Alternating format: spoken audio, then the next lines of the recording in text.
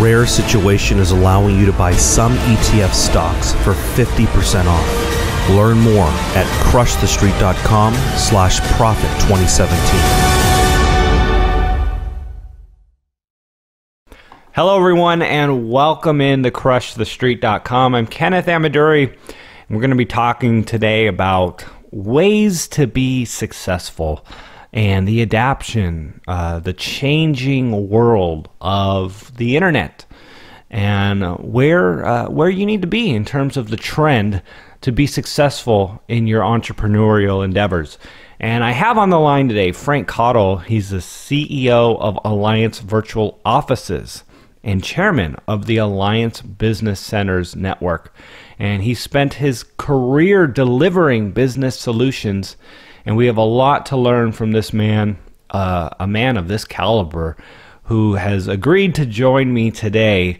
Frank, thanks for coming on the line with me today. Kenneth, my pleasure. Well, if you wouldn't mind, let's start with your story, how you caught the entrepreneurial bug, and how you got to where you are today. Oh, gosh. Well, the entrepreneurial bug, so to speak, I think was a family issue. My father was a serial entrepreneur, built quite a number of very successful companies through his career. And so I kind of grew up with it around the kitchen table. It never dawned on me, honestly, to go to work for somebody else. It just wasn't something that I ever thought about. I always planned to work independently. And I started young. I didn't have a good college career. I was asked to leave the first college I was in and started near kicked out of the second one. I was not a conformist, I guess you could say. But I started a small commercial diving company in the late 60s, early 70s, and worked that company for a couple of years. Got rid of that and went into the yachting industry for another 10 years. Did nothing really but race big sailboats and enjoyed the life of yachting and sailing all over the world for about a decade or so. And from there, I made a decision, I think, that I'd never be an owner as long as I was a broker. As long as I was working on other people's vessels, I would never have my own. So I started the predecessor company to what we have today, the Alliance Business Centers Group, and just launched from there. It was just a very simple story, really.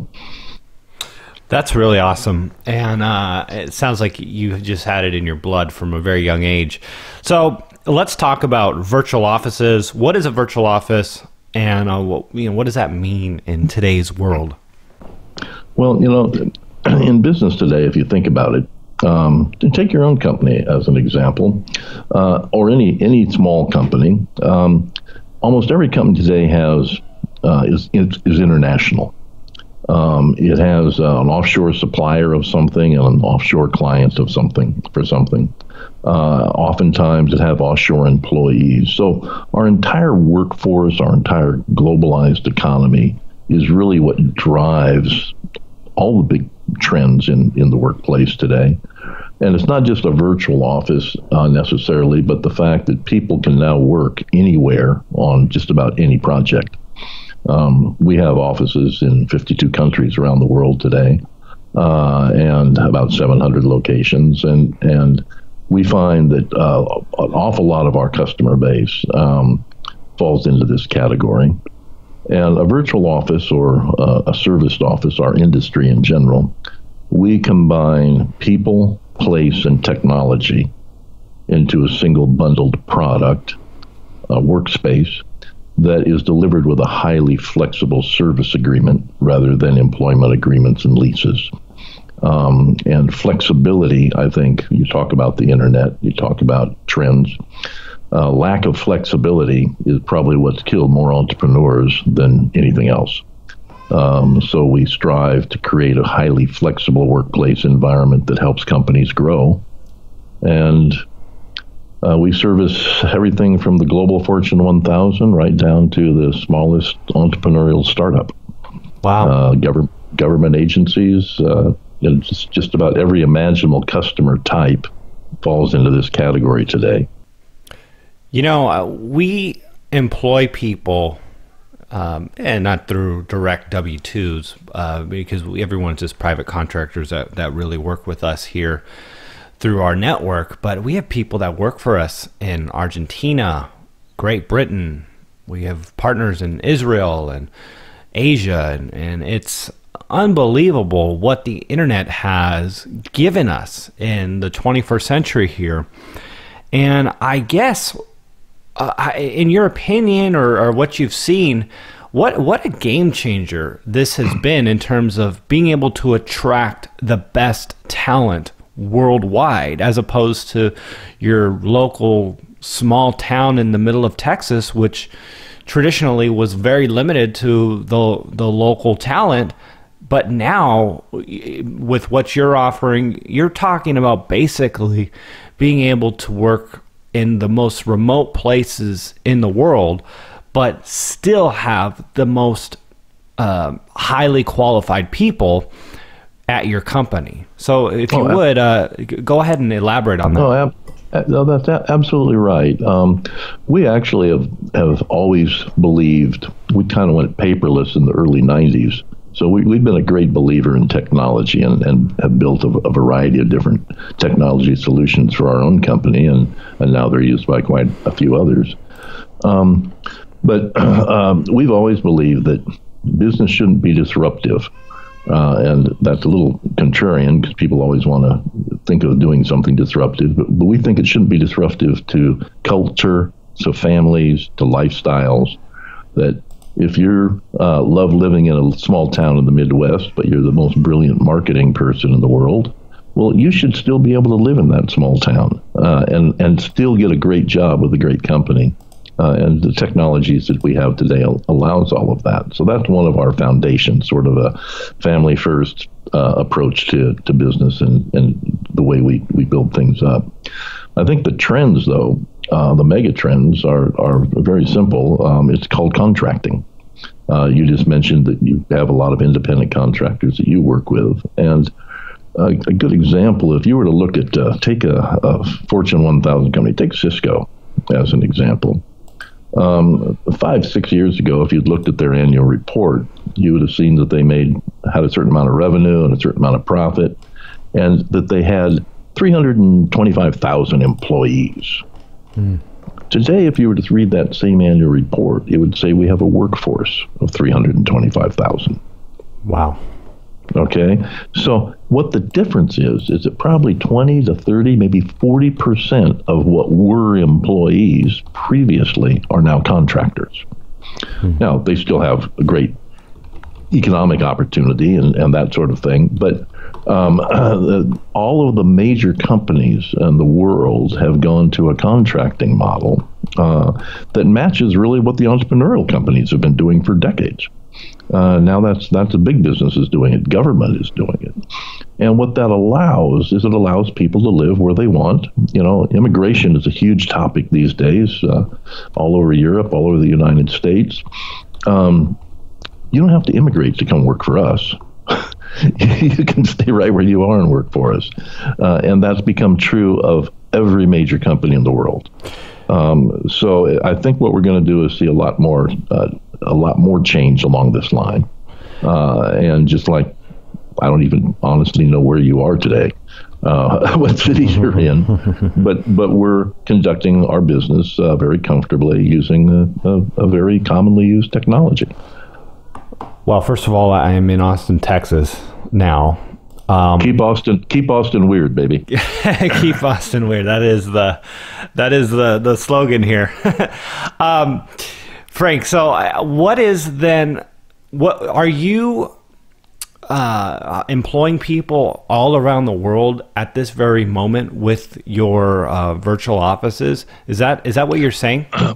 No, what we do as a company, yes, we do employ people all globally as a company, but all of our customers that utilize our facilities and our virtual officing solutions, they also are a much larger part of that than we are.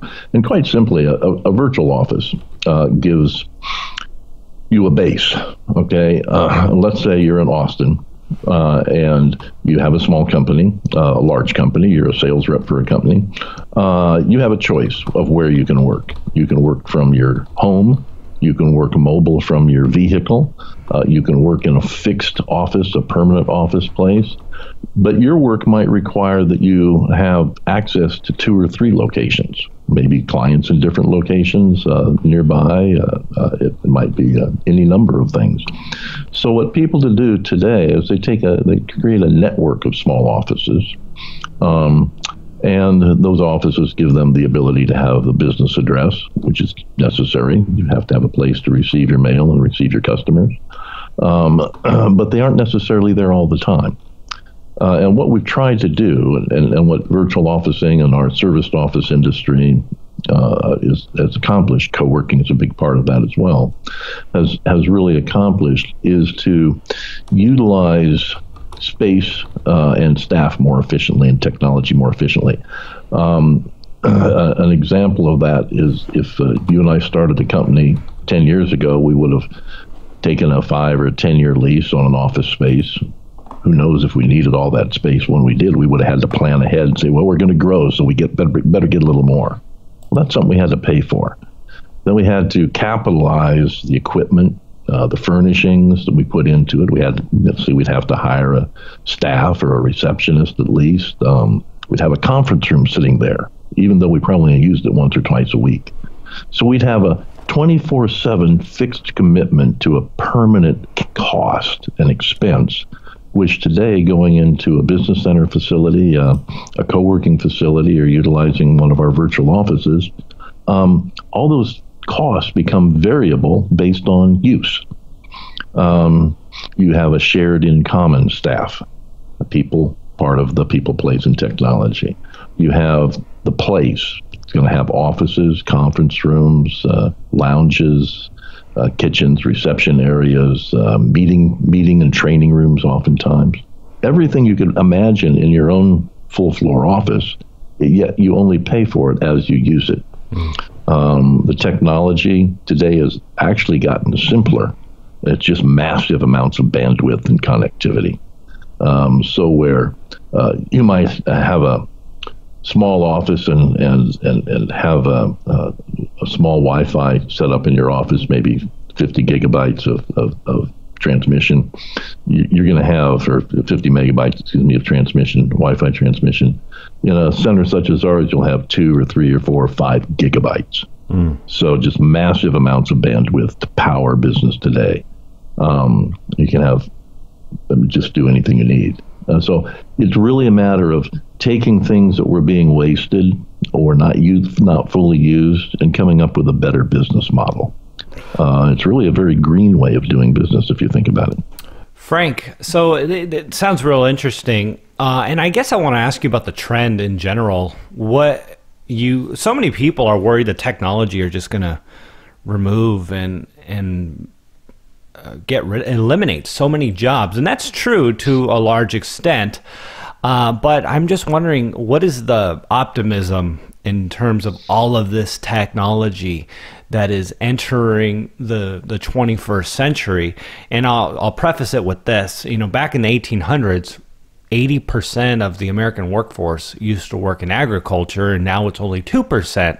And if you would have told someone back then those statistics, it would probably be very scary, but things have evolved and people have entered into new jobs and new areas of employment. So any insight from your experience as to where things are headed and maybe the jobs of the future, if you will? I think flexibility, again, is the key. You only asked about 5 questions there, I know. I'm sorry. I do that sometimes. But, going with the first, do I think that technology is going to overwhelm us to the degree where we'll lose jobs rather than create jobs? And I would say no. If you think about it, 90% of the technology we use today and we rave about and we're addicted to is really just about communications. We have better data. we can access and share. We have video, such as you and I are on right now, that we can share. We have direct conversations with 1,000 people all at once. We have ways to reach big audiences. Well, that can't possibly restrict business and restrict jobs. That can only build jobs. We have operations throughout the world, and in some of the secondary markets that you might think of, and these are some of the most entrepreneurial, most fastest growing economies and job creation environments you can imagine in places like Africa and South America and Asia. So technology, I think, is a boon for everybody. And using your example of agricultural, 80% to 2%, that just means we got that much more efficient. There's probably 5 times as much food grown today in the U.S. by comparison to when that 80% of the people were involved in that. So we've just gotten more efficient at it. Right. So as long as we're, as a society, continuing to grow population-wise, which I think is inevitable, there's going to be a need to service ourselves to create everything that we need for a good, successful life. And that's only going to create more opportunity. Well, good deal. I like that.